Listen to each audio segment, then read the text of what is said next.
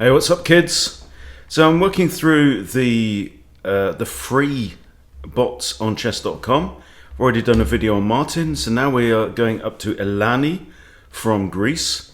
It says Elani always wants to keep a straight face even when she loses a piece. Was it a blunder or a sneaky sacrifice? Well, let's find out. Okay, we're going random colors. We've got white, which is meant to be 400. So let's go. I'm going to start with d4. In fact, because this is for people who are new to chess, let's do the London system. Okay, London system is really, really useful. It's the main opening that I played to get from like 1,000 to 1,200, 1,300, and it's really quite easy to learn. And the great thing is it's really solid. And what's more, you can generally play the same first moves every time. So the moves are going to be d4 in the first move. And they might play this, they might play their knight out. There's a few things that black can do. If they play this pawn out, you just take it and play on. That's called the England Gambit, but you're not likely to find that very often. And the following moves then come with bishop to f4. This is the accelerated London system. Then you push these pawns forward, E and C, to make a little pyramid formation here. This light squared bishop is going to go at the tip of the pyramid. This knight will normally come here. This knight will normally come here. You can castle, most often short, and you can very often play those same moves, whatever black does. So here she's actually played one of the best moves is pawn to c5. So I'm going to push c3. So if she takes here, I'm going to recapture. And now I can just progress. Here's my pyramid, the London pyramid. It's in front of my queen. Okay, so she's brought her queen out now to a5. Well, I'm not too concerned about this. I'm going to play my knight to d2, which is one of our normal moves, along with this and along with this. And she's moved her king. Okay, so one of the reasons I moved my knight here was I can now play knight to b3. And that hits the queen. And I'm also going to have two attackers on this pawn. Right, so if I hit this queen, it is really... The quicker you can start to do what I'm doing here, the quicker you will accelerate past 1,000. Right, and really, I mean, you need to be above... If you can get above 700, you will be actually in the top 50% of all the players on chess.com. 700, 800, something like that. In fact, I think it's a bit lower these days. Anyway, so what are we talking about? What am I about to do? Well, what I'm gonna do is I'm gonna show you, if this then that calculation. So I played my knight here. Now, one of the good things is I can play my knight now to b3. When I play my knight to b3, it's going to be attacking black's queen, right? And then what you have to say is, well, what is my opponent going to do? With my knight on this square, okay, the queen can't come here because of this pawn. She can come here. This is possible, right? She can't come here because of this pawn. Getting my colours.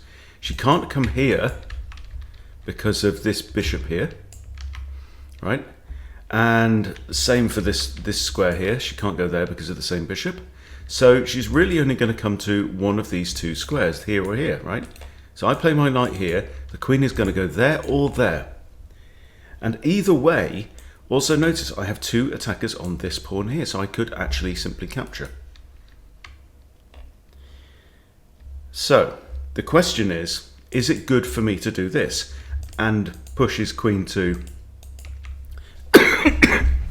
one of these two squares? Well, let's do it. Let's do it. Because ooh. And that is just terrible. I'm attacking your piece, and Elani has completely failed to spot what I was doing. Hopefully knight will recapture here. Okay, no retreat, no surrender, no pity. I'm going to develop my bishop with check, and I'm simply going to trade off now. When you are ahead in material, when you are significantly ahead in material in a chess game, I'm going to take a pawn as well, right? Then it makes a lot of sense. Let's develop the knight. Let's prepare to come in with check. Also targeting this. Good. Okay, I can give check here as well. And yeah, when you're ahead of material, it makes a lot of sense to go into just exchange as much material as you can. Okay, this pawn is now undefended since the king moved away, and this is a queen fork on the king and the rook. Let's take the rook, that comes with check. I think this is the only legal move, and that's checkmate. Okay, right, let's do it again because I'm not happy with that. Okay, let's hammer this London system style. Okay, and she's done it again. This is a very good move against London. Again, I'm going to reply with c3 like last time. Okay, let's finish our little pyramid. No rush here. And this is all good. I can bring my bishop up here. But then I'm thinking, well, what if she pushes this? I can drop down. See, my light squared bishop now is not going to be great, because from here it's looking at a mini pyramid. So I might actually just leave my bishop there for the time being and decide what to do with it later. Okay, let's continue to develop. Normally knights before bishops. That is not the case with the accelerated London, because you bring your bishop out early. Alright, now I'm going to bring my bishop up. She might push this, which is that's not bad. I'll just drop the bishop away. And I'm still looking up this side of the board. Now it looks as though my bishop has no prospects. It can't go here because of this pawn. Can't go here. Can't go here. Can't take there because of that pawn. So it looks like a really, really bad bishop. But is it? And the thing about bishops, and you'll learn this, this pawn is undefended, by the way, so let's stick a rook there. And she's moved the king again for no reason whatsoever. The thing about bishops is that they can sit and lurk and bide their time, and then join in the fun later on. Okay, now we get to an instructive point in the game. Here's another chess principle. If you notice, white is practically completed development. All I need to do is get my queen off the back rank and my rooks are seeing each other, right? So let's do that. Now, we notice that black has not castled. In fact, black has already moved her king, which is generally a not very smart idea. So, when you have castled, you get your king to safety. You've also engaged your rooks in the game. Your rooks can now start. They'll normally like lurk on the back rank and be the reinforcements behind your advance, wherever that's going to be. Opponent's king is in the center, is in the middle of the board. Yeah, this is the center, but this is the middle of the board, right? So the king's still stuck in the middle. So what we want to do, in general, is now open up the middle of the board. Even better if you can get your rooks behind the center first, and try and get one major piece. The major pieces are your rooks and your queen, okay? Try and get one major piece in line with that king if you can. Now, I don't really want to move this rook because it's defending this pawn right now. So I'm just going to bust open the center. This pawn's actually undefended here. So let's bust it. Let's pile on through. This pawn is also undefended. Let's take that as well. All right, you want to hit my knight. I'm going to set a little trap here then. Now if I move my knight, that is called a discovered attack against the queen. Let's hit the queen and see if you blunder your queen again. No, she doesn't. This time she doesn't. But she's attacking this pawn, so let's move that forward to a square where it's defended by its neighbour. Okay, she's grabbed that pawn. Okay, good work. Good work. Now I notice if I hit the queen again, just look, this is a really, really pretty structure here for white.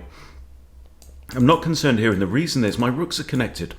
I've completed development. Look at Elani's rooks. She's got the king, the bishop, the knight, all in the way. So these rooks are potentially vulnerable. I mean, they are both defended. This one's defended by the knight, this one's defended by the bishop. But still, white is in a far, far stronger position here. I'm only up one pawn in material. But so now I'm going to stick my rook behind my queens. Now I've got two major pieces. And these could then potentially, okay, I'm going to block the attack on my queen. Right, your queen's coming here. And now, see, my knight is defended twice. I'm thinking I can push c4. This is a fork with a pawn. And the reason is because the pieces are 2 squares apart, and there's a pawn that can move up here. So if I attack here, I've got 1, 2, 3 recapturers. Elani has 1, 2, 3 capturers. Okay, but the first one to take is a bit... Oh dear, and you've lost your queen for the 2nd time running. And she's trying to trash talk me by saying I fell for something. I didn't fall for anything. Missy? Alright, now let's open up the king. Let's just push pawns forward. Right? I've got a rook, a queen, potentially another rook. I've got both bishops out. This is just really, really great. Okay, I'm going to capture this with check. Bishop takes. No worries. Now, this bishop is defended by knight and king. So can I add any more attackers? Not in a hurry. No, I can't. Let's play this rook to c1. Try and trade off some rooks. This is all good. Let's just keep removing material. We're up a queen, so why not? Let's throw in a check now. See, my queen's under attack here.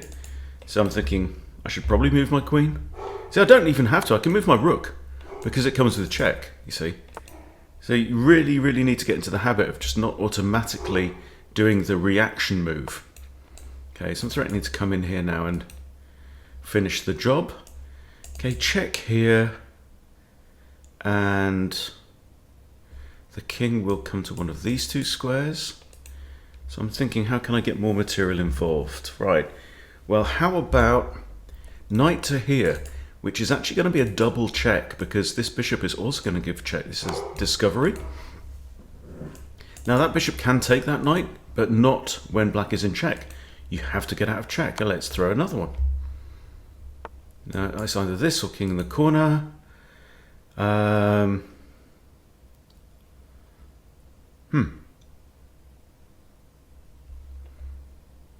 about this? Can't go there. That is forced. All right, I'm trying to find the win here. It's another discovered check by the queen. King has to go in the corner again. Here. King has to go here. Here is checkmate. There we go. Right, let's do it again, and let's have a third practice with the London system against Elani. Okay, good. We have an alternative. So knight f6, perfectly reasonable move against the queen's pawn opening. Again, she pushes that, so I'm going to reply with this. And the reason is so that if she captures with her c pawn, you see, you need to imagine that the pawns in the center, the 2 central files, D and D, these are your most valuable pawns at the beginning of the game. So someone once said, imagine that these pawns, if these pawns are worth $1, then these guys are worth like 90 cents each, these guys are worth 80 cents each, and these guys are worth 70 cents each, right? Because the pawns in the center can control the center of the board. This is the center of the board. That's what we want to do. Right, let's carry on with our plan. Now, the only other difference comes when you castle your king. When you castle your king, the bodyguard pawns in front of your king then become more valuable. And if you end up with a situation where one side castles one way and the other side castles the other way, opposite side castling, what tends to happen is, so let's say black castles that way and I've castled this way. These are my important pawns, and these pawns here on black's half become suicide pawns. They're kamikaze pawns. Okay, so she's now pushed pawn to h5. I'm going to crack on with the plan. Like I say, normally, general rule is knights before bishops. That's just a silly move. Right, she's just moved her knight away from the center of the board. And this is now a really, really dodgy horse. It's a really bad horse. Knights become more powerful the further up the board they go, because they are short-range fighters. Right? They don't have projectile weapons. They're not like a bishop. A bishop can just zip from one side of the board to the other. So can a queen, so can a rook. Knights are slow, but in close spaces, they're very, very powerful.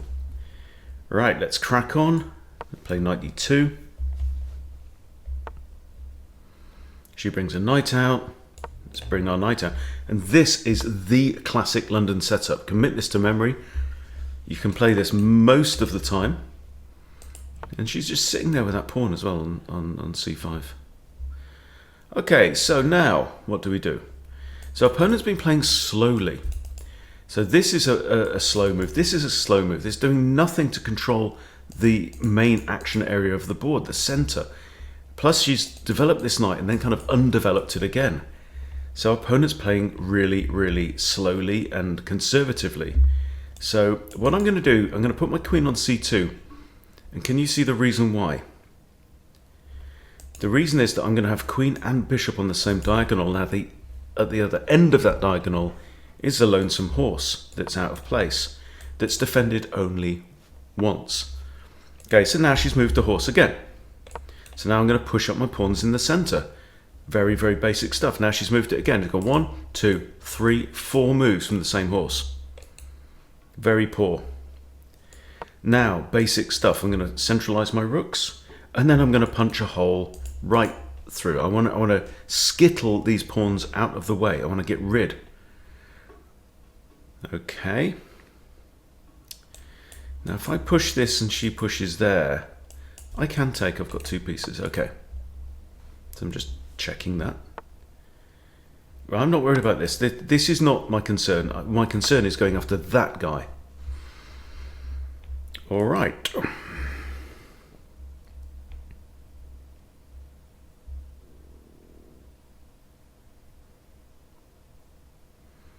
So now I just want to open up this middle. So how can I get rid of this? You imagine if this pawn was off the table, black is in a world of pain. So what I plan to do is move this knight and this bishop somehow. Okay, I can put my bishop here for now and attack the queen. There we go, knight is moved. Now, here's another very interesting point. I was attacking the queen, right? This knight has moved backwards and put itself in the way. It's blocked the attack from the bishop. And anytime a piece blocks an attack, it pins itself. So this is now a pin. A pin means that there's a low value piece that's stuck defending a higher value piece that's behind it, right? So if I'd have played this, I would be pinning the knight, but the knight's actually just pinned itself with the block. And whenever there is a piece that's pinned, you should say to yourself, can I attack that piece? Can I put further pressure on that piece? And ideally, the way you want to do it is with a pawn. And I can do this. So I can attack the knight now with a pawn. She should really now have done this move to reinforce the knight, but she's failed to do it. So now I can simply win the knight, and I'm attacking this rook. I'm not concerned about this pawn here. And I'm not concerned about whatever that bishop's doing. Let's grab the rook. All right. Okay. I was crossing my mind to sacrifice the bishop. Let's do it. If pawn takes, I've got queen takes with check. Also wins this bishop, you see. Okay. So she's failed to take that. Let's bring the bishop back, so which means that this pawn is what? It's pinned. This pawn cannot advance up the board. All right. Now I can do this move, and that's a discovered attack on the queen. Tactics within tactics, guys, all the time. Okay, let's throw the knight up with check. Now the only piece that can take it would be the queen. That would be very bad. Let's do this with check. You see how now my pieces are just starting to fly around our opponent. Okay, let's come in with the rook. Attack the queen. The queen now has to move away. Queen is lost. Third game in a row. She's lost her queen. Okay, now we have a check here. I can win this bishop if I want. This is a fork. So I've moved a piece so that it's attacking 2 pieces at once. Now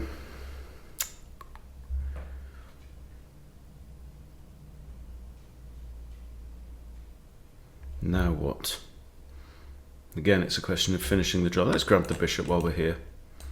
I can bring my knight in. Knights become more powerful. Again, the closer to the opponent's king they get. So I'm attacking this bishop. It can trade itself off if it wants to. Okay, what's that rook doing? Nothing really. Let's take the bishop. The fewer pieces my opponent has, the fewer moving parts there are. You can grab this bishop. Why didn't you take that one? There you go. And now, queen here, and I'm threatening to come in here. But maybe first I should put this. Okay, this pawn here blocks the king's escape. All right, and that is mate. So there you go. 3 games using the London system against Elani. All of them quite easy wins in the end. But definitely recommend this. So let's just review again the shape of the London system, right? Here we have our pyramid. So the first move is pawn to d4. Second move is nearly always bring your bishop out. You don't have to. I mean, you could develop this knight and then the bishop. You just have to make sure that you bring the bishop out before you push this king's pawn forward. So we have our pyramid here, and the bishop is outside of the pyramid. My other bishop comes in front of the queen.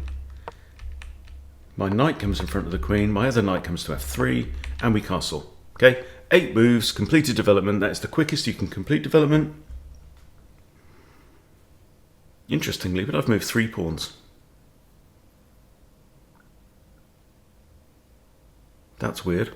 Oh no, I haven't completed development because my queen isn't off the back rank, so it will be move 9. There we go, queen's off the back rank. Yeah, that didn't make sense because to complete development in 8 moves, you can only move 2 pawns. So yeah, there you go. Really, really classic London system setup. If you're a beginner, I heartily recommend this opening for white, and it definitely works against Elani. So there you go. Hope that's useful for you guys. Thanks for watching. See you soon.